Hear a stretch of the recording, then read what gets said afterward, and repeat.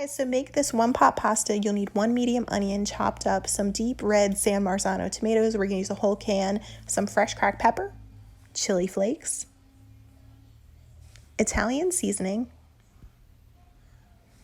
and then fresh chopped garlic. For the garlic in this recipe, I used about 3 to 4 cloves, but if you're lucky enough to get that really big chunky garlic, you only need about 2 of them. You don't want to impart so much garlic flavor that that's all you taste. And then a big bunch of basil. For the basil, I wouldn't even measure. It's so peppery and sweet in the summertime. Just grab a big bunch of it and throw it in. Don't be cheap with it. For the pasta, you can use whatever your favorite is. I'm using capellini. You could also use linguine, spaghetti. Penne is really good because it's going to stick to the sauce and absorb all the flavor.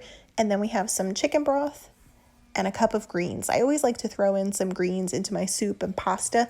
This is just frozen kale that I have squeezed all the water out of. You don't want any excess water.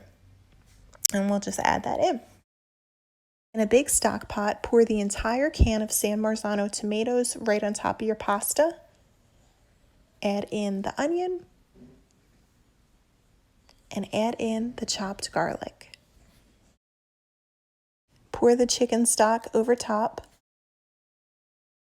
and add the rest of your seasoning. So chili flakes, we're going to add a little more at the end so you don't have to go too crazy with them. Your pepper, Italian seasoning, and a cup of greens. Crank up your heat, bring everything to a boil, and once it comes to a boil, you want to cover it and bring it down to a simmer on medium-low. Cook it all the way through.